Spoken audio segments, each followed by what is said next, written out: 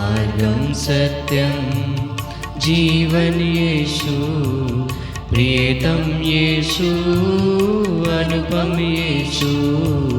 मार्गं सत्यं जीवन यीशु, प्रियतम यीशु, अनुपम यीशु।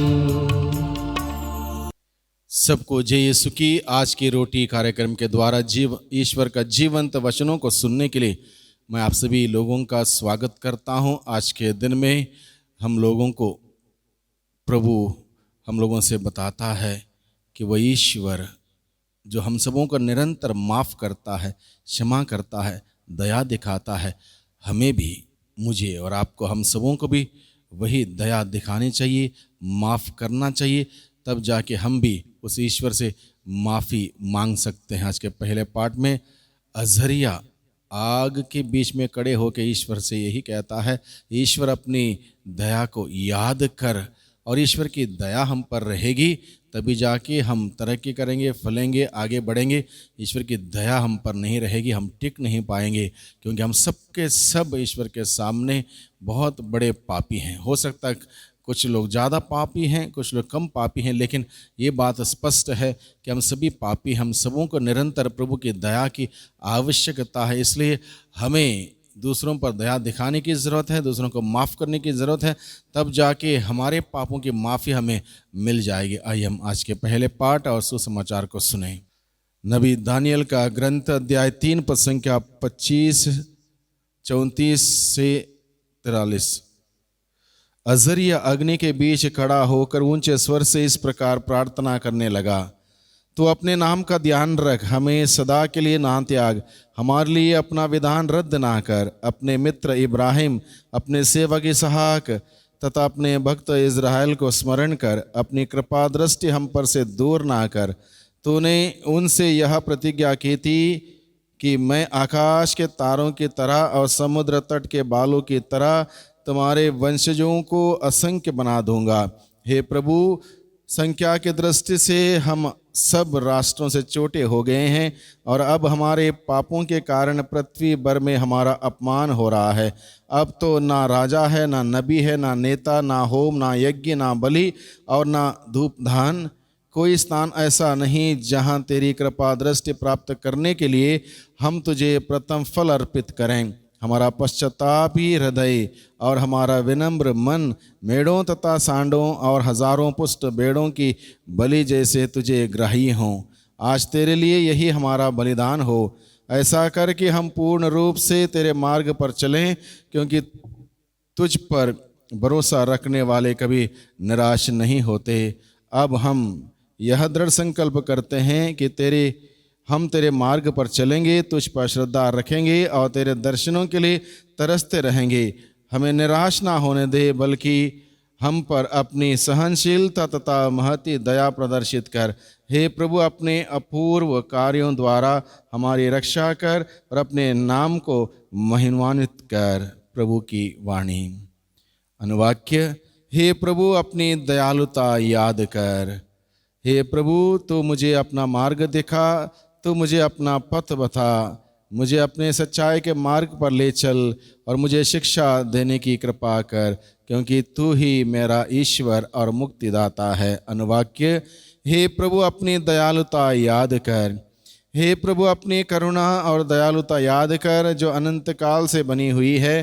तू मेरी जवानी के पाप भुला दे और अपनी भलाई के अनुसार मेरी सुधि लेने की कृपा कर। हे प्रभु, अपनी दयालुता याद कर। प्रभु भला और न्यायी है, वह पापियों को मार्ग पर लाता है, वह दीनों को सन्मार्ग पर ले चलता और पददलितों को अपना मार्ग बताता है। अनुवाक्य। हे प्रभु, अपनी दयालुता याद कर। जय घोष। प्रभु कहता है, सारे हृदय से मेरे पास लौट आओ और मैं प्रेम पूर्वक तुम पर दया करूँगा। आइए हम सुसमाचार सुने। संत मत्ती के अनुसार पवित्र सुसमाचार अध्याय 18 पद संख्या 21 से 35 तक। पेतरुस ने पास आकर यीशु से कहा, प्रभु, यदि मेरा भाई मेरे विरुद्ध अपराध करता जाए तो मैं कितनी बार उसे क्षमा करूं? 7 बार तक? यीशु ने उत्तर दिया, मैं तुमसे कहता हूं 7 बार तक। बल्कि 70 गुना 7 बार तक। यही कारण है कि स्वर्ग का राज्य उस राजा के सदृश है जो अपने सेवकों से लेखा लेना चाहता था। जब वह लेखा लेने लगा तो उसका लाखों रुपये का एक कर्जदार उसके सामने पेश किया गया। अदा करने के लिए उसके पास कुछ भी नहीं था। इसलिए स्वामी ने आदेश दिया कि उसे, उसकी पत्नी, उसके बच्चों और उसकी सारी जायदाद को बेच दिया जाए और ऋण अदा कर लिया जाए। इस पर वह सेवक उसके पैरों पर गिरकर अनुनय विनय करने लगा, मुझे समय दीजिए और मैं आपको सब कुछ चुका दूंगा। उस सेवक के स्वामी को तरस हो आया और उसने उसे जाने दिया और उसका कर्ज माफ कर दिया। जब वह सेवक बाहर निकला तो वह अपने एक सहसेवक से मिला जो उसका लगभग 100 रुपये का कर्जदार था। उसने उसे पकड़ लिया और उसका गला घूंट कर कहा, अपना कर्ज चुका दो।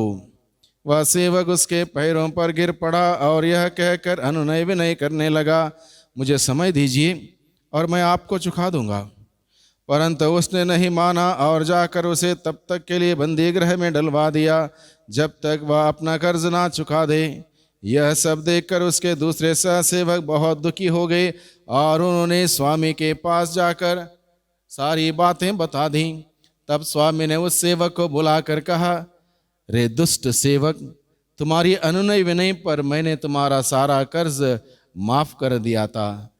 तो जिस प्रकार मैंने तुम पर दया की थी, क्या उसी प्रकार तुम्हें भी अपने सहसेवक पर दया नहीं करनी चाहिए थी? और स्वामी ने क्रुद्ध होकर उसे तब तक के लिए जल्लादों के हवाले कर दिया जब तक वह कौड़ी कौड़ी ना चुका दे। यदि तुम में हर एक अपने भाई को पूरे हृदय से क्षमा नहीं करेगा तो मेरा स्वर्गीय पिता भी तुम्हारे साथ ऐसा ही करेगा। प्रभु का सुसमाचार।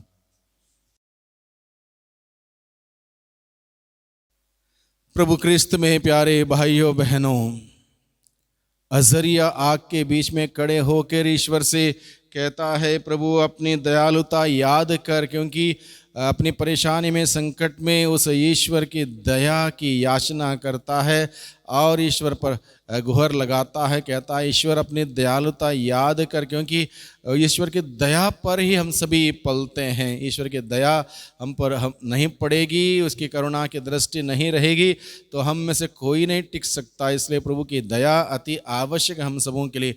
और आज के सुसमाचार में प्रभु एक सुंदर उदाहरण देता है। सुंदर उदाहरण माफ़ी नहीं देने का और माफ़ी देने का, इस बात को समझाने के लिए सुंदर दृष्टांत हमारे सम्मुख रखता है। एक व्यक्ति जो बहुत ज़्यादा कर्ज था, उसका बहुत ज़्यादा ऋण था, लेकिन उसके गिड़गिड़ाने पर, उसके अनुनय विनय पर स्वामी को दया आती है, तरस आता है उस पर। और स्वामी क्या करता है, सीधे सीधे सारे के सारे कर्ज माफ़ करता है, उसको मुक्त करता है। दूसरी ओर क्या हम देखते हैं, उसी का सहसेवक जो कुछ ही रुपये का कर्जदार था, उसने तुरंत उसको गला घोंट के कहा, मेरा कर्ज अभी अदा कर दो। उसने कहा समय दो, समय नहीं दिया और उसने उसके साथ दुर्व्यवहार किया। जब स्वामी को पता चला, स्वामी ने उसको बुला भेजा, मैंने तुम्हारे साथ इतना दया दिखाई, इतना तुम्हारे प्रति इतना सहानुभूति दिखाई, करुणा दिखाया, तुम्हें माफ़ किया, क्या तुमको अपने सहसेवक के साथ ऐसा नहीं करना चाहिए था? और इस वजह से स्वामी ने उसको सजा दी, बहुत कठोर सजा दी।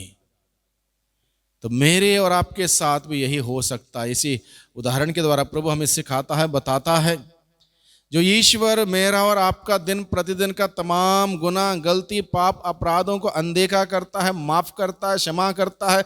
तमाम प्रकार के हमारे गुनाहों के बावजूद, पापों के बावजूद वो हम पर तरस खाता है, हमारे लिए इंतज़ाम करता, प्रबंध करता, देख रेख करता, हर खतरों से, मुसीबतों से, पीड़ा से, बीमारी से, महामारी से बचाए रखता है। ये उसका प्रेम है हम सबों के प्रति। और इतना कुछ अनुभव करने के बावजूद अगर मैं कहूँगा कि मैं उस व्यक्ति को माफ़ नहीं करूँगा, इससे मैं बातचीत नहीं करूँगा, इसके साथ मेरा उठना बैठना नहीं रहेगा, ये व्यक्ति खराब है और इस प्रकार का व्यवहार मैं करूँगा, तो निश्चित रूप से ईश्वर भी मेरे साथ वैसा ही करेगा। क्योंकि जैसे मैं नापता हूँ वैसे मेरे लिए नापा जाएगा। अगर मैं माफ़ी देता हूँ माफ़ी मुझे मिल जाएगी, क्षमा करता हूँ क्षमा मुझे मिल जाएगी। प्रभु ने यही सिखाया है, हमारे पिता की प्रार्थना में यही सिखाया, जैसे मैंने अपने अपराधियों को क्षमा किया वैसे हम ईश्वर से बोल सकते तू मुझे क्षमा कर। मैंने क्षमा नहीं किया तो मैं ईश्वर से मांग नहीं सकते, बोल नहीं सकते मुझे भी क्षमा कर। इसलिए बहुत ही सुंदर बात प्रभु हमें सिखाता है। प्रभु यीशु मसीह ने सूली पर मरते वक्त अपने लिए प्रार्थना नहीं की,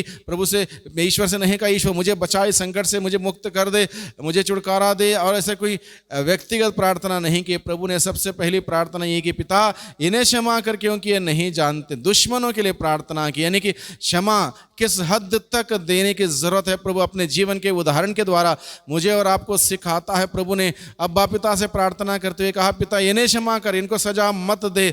दुश्मनों के लिए प्रार्थना करने की बात प्रभु ने सिखाई, क्षमा करने की बात प्रभु ने सिखाई, ना केवल सिखाई उसको कार्यान्वित करते हुए अपने जीवन के द्वारा हमें दिखाया है कि इस हद तक भी हमें क्षमा करने की जरूरत है। पेतरुस पूछता है अगर मेरा भाई मेरे विरुद्ध गलती करे क्या मैं उसको 7 बार माफ करूं? कितनी बार माफ करूं? प्रभु कहता है अनगिनत बार, 70 गुना 7, यानी कि अनगिनत बार माफ करो, क्योंकि प्रभु जानता है हम सबके सब कमी कमजोरों से भरे हुए लोग हैं, कमी कमजोरों से भरे हुए मिट्टी के पुतले हैं, बहुत आसानी से पाप कर सकते हैं, गलती कर सकते हैं, गिर सकते हैं।